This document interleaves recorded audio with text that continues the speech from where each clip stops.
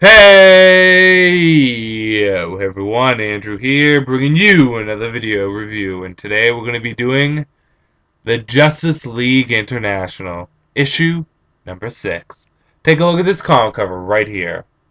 Now, we just came off a big, huge story arc for Justice League International, a 5-issue story arc showing their first mission. This issue is a little bit more subdued, a little bit more calm, and a little bit more personal for the Justice League, because this gives the Justice League International time to grow on a very personal level. We get to see the Justice League International in this issue interact in different ways. And the first interaction is between Batman and Booster Gold, and it's really kind of Batman strengthening Booster Gold as a leader and telling him that no matter what happens, you're the leader. You have to act as the leader. I trust you. The team trusts you. You just got to show them that they can trust you. And then we move to Green Lantern, Guy Gardner, Red Rocket, and Ice. And we see Ice and Guy Gardner kind of go back and forth as they talk about Booster Gold as a leader. And we get to see a little, maybe a setup for a new story arc with Red Rocket. And I won't reveal how, but it has something to do with those Signal Men. And then we get to see Booster once again with Vixen and with Fire to talk to the UN. And while this is going on, Godiva and August, General and Iron are having a little dialogue back and forth about being on the team. So there's a lot of talk about everyone being on the team. And it all comes down to Booster Gold having to convince the United Nations to allow them to stay as a team. So, let's get into the good, the bad, and whether or not you should get it. Good. Really good character dialogue and character growth here as a team. It's kind of like how I said in my Stormwatch video, where my review of issue number 6, where there was so much momentum and such a fast-paced 5 issues that it's good to have an issue to slow down and to kind of consolidate the members and to consolidate stories and kind of get things together before we start going off into something else. And I think it was handled very nicely here.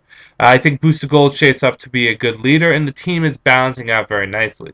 And I think there was also a retcon here with Ice's backstory, where originally she was some kind of mystical princess or goddess or ice goddess, I think it was originally. Then in Justice League Generation Lost, they made her into a metahuman. I think they're going back to the original idea of her being an ice goddess.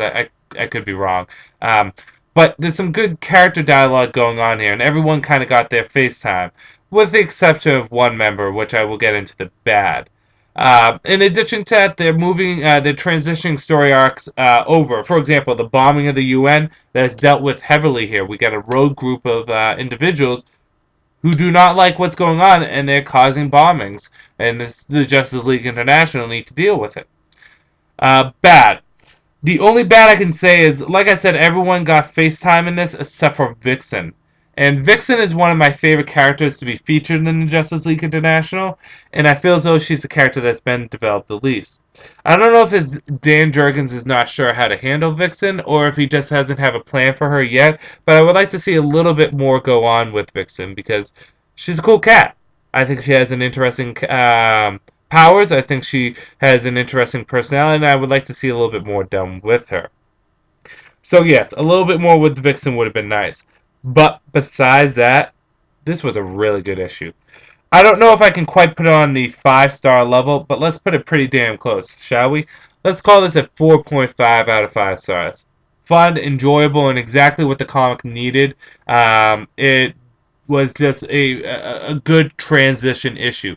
And it continues to show why Justice League International is such a strong title and something that you should consider picking up. It has the best parts from the former Justice League series. Good action, but at the same time, good character interaction.